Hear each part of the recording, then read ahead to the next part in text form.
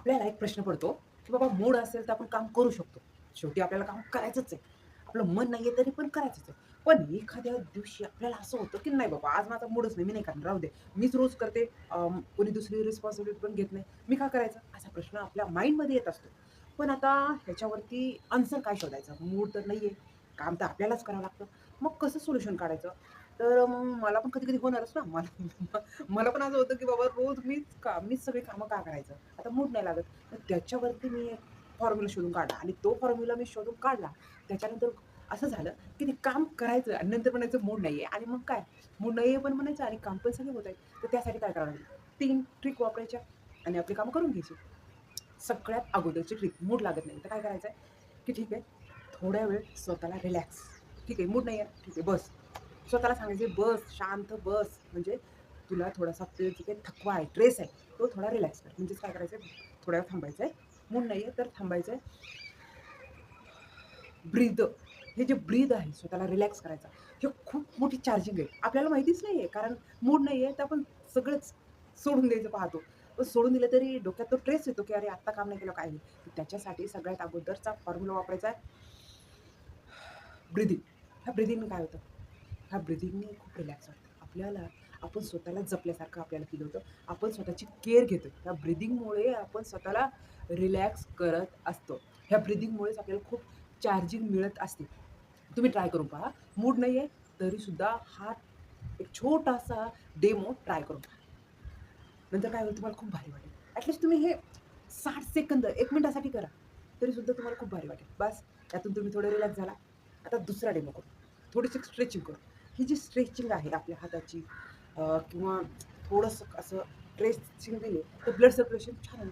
स्ट्रेचिंगने जे स्ट्रेच करतो आपण बॉडी त्यांनी आपलं ब्लड सर्क्युलेशन छान होईल आणि ह्या ब्लड सर्क्युलेशनमुळे आपल्याला रिफ्रेश खूप भारी वाटायला लागेल.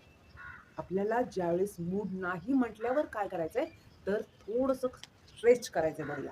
ही बॉडीला स्ट्रेच करतो ना, त्यावेळेस आपल्या शरीरातलं ब्लड सर्क्युलेशन होतं आणि आपल्याला खूप छान वाटायला लागतं. झालं. आता जो तिसरा पॉइंट आहे ना, तो खूप खास आहे. आपलं काम कितीही मोठं असू दे, काही नाही. आपल्याला स्वतःला सांगायचंय, मी फक्त स्टार्ट करणार आहे 5 मिनिटासाठी. ओके. आपण ते काम आता सुरुवातीला ब्रीथिंग घेतली, नंतर स्ट्रेचिंग केली. आता सांगायचंय, की फक्त मी 5 मिनिटासाठी काम करणार आहे आणि त्याच्यानंतर नाही करणार, मी ब्रेक घेणार. बस. ते जे कितीही मोठं काम आहे ना, त्याच्यापेक्षा जी 5 मिनिटाची सुरुवात आहे ना, ती खूप मोठी असते. म्हणून मूड जर नसला, तर ती 5 मिनिटाची सुरुवात मनाला सांगायची आणि त्या कामाचा श्रीगणेशा करायचा. श्रीगणेशा करण्यासाठी एकदम छान मूडने करायचा आणि त्या मनाला पण सांगायचं, "फक्त 5 मिनिटच करणार आहे, जास्त नाही करणार मी. जास्त जर करायचं असेल, मी नाही करणार." असं स्वतःला सांगायचंय आणि मग काय, ज्या 5 मिनिटाची सुरुवात करता तो फ्लो येतो कामाचा आणि 20 मिनिटं केलं तरी चालेल आणि थोडा ब्रेक. जास्त काहीच लोड घ्यायचा नाही. कामामध्ये मूड नाहीये ना, 3 गोष्टी आपल्या करायच्या आणि त्या कामाचा श्रीगणेशा करून ते काम संपवून टाकायचं, एंड करून टाकायचं. सगळ्यात महत्त्वाचं आहे, जर आपला मूडच होत नाहीये, तर काय करायचं? सगळं काही बंद करून आपण लगेच झोपू पण शकत नाही. सगळं काही असं फेकून देऊन आपण रिलॅक्स नाही करत पाहू पण शकत नाही. कारण शेवटी आपण जरी ते फेकून दिलं, आपल्यालाच उचलावं लागेल ना. त्याच्यामुळे मन होत नसेल, स्वतःला थोडंसं रिलॅक्स, स्ट्रेचिंग आणि सुरुवात फक्त 5 मिनिटाची. हे जर छोटे-छोटे पॉइंट आपण जर अप्लाय करायला लागलो, तर काय मग मूड पण फ्रेश, काम पण एंडिंग होतं आणि मग नंतर ते काम झाल्याच्या नंतर जो आनंद भेटणार आहे, ते आपल्यासाठी गिफ्ट असणार आहे आणि हे गिफ्ट आपल्याला मिळवायचं आहे, रिवॉर्ड मिळवायचं आहे आपल्याला. ते आपल्याला भेटलंच पाहिजे आणि तो जो आनंद आहे ना, त्याने आपला मूड छान होणार आणि मग मूड छान झाल्यावर काम करायला सांगावंच नाही लागणार. आपण पहिल्यापेक्षा जास्त एनर्जीने ते काम करू शकतो. असं आपल्याबरोबर होतं. म्हणजे आपण खूप अशा साऱ्या गोष्टी आहेत म्हणजे माझ्याबद्दल तर खूपदा होतं, की स्विमिंगला जायची अजिबात मनाची तयारी नसते. असं वाटतं नको, मनात खूप असं येतं, की जाऊ का नको? पाणी कसं असेल? थंडच असेल का जास्त? खूप सारा जायचं नाहीये ना, मूड नाहीये तर. मग मी काय म्हणते, की नाही आपण काय करू फक्त जाऊन येऊ. तिकडे आवरायचं, कॉस्ट्यूम ते घालायचा. फक्त जाऊन येऊ स्विमिंग तिथे जर जास्त कोणी नसतील तर रिटर्न असं म्हणून ज्यावेळेस मी सगळं आवरून गाडीवर बसते आणि जाते ना, तिथे गेल्यावर काय म्हणजे सगळी सुरुवात करून माझे 5 मिनिट झालेले असते.